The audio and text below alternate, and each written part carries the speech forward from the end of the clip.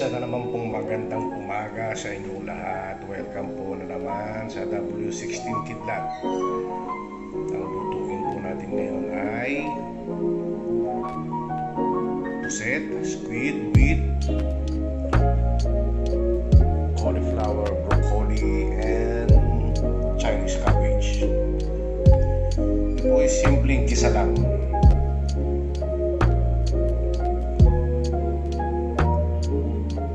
White onion po ang gagamitin ko ngayon.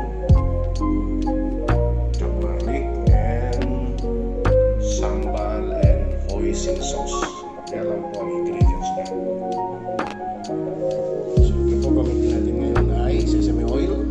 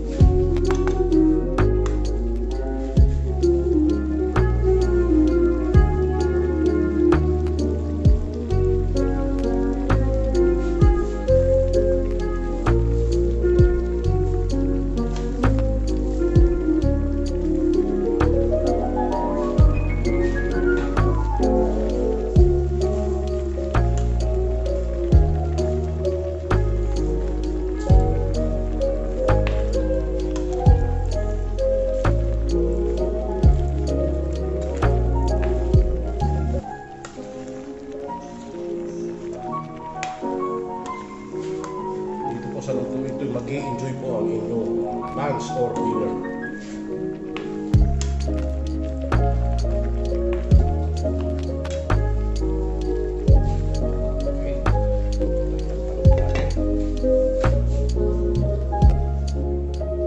Okay po, final touch.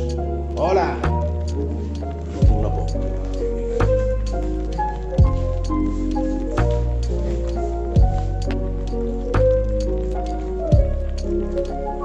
Hope you enjoy our cooking for today. And thank you po for watching. God bless.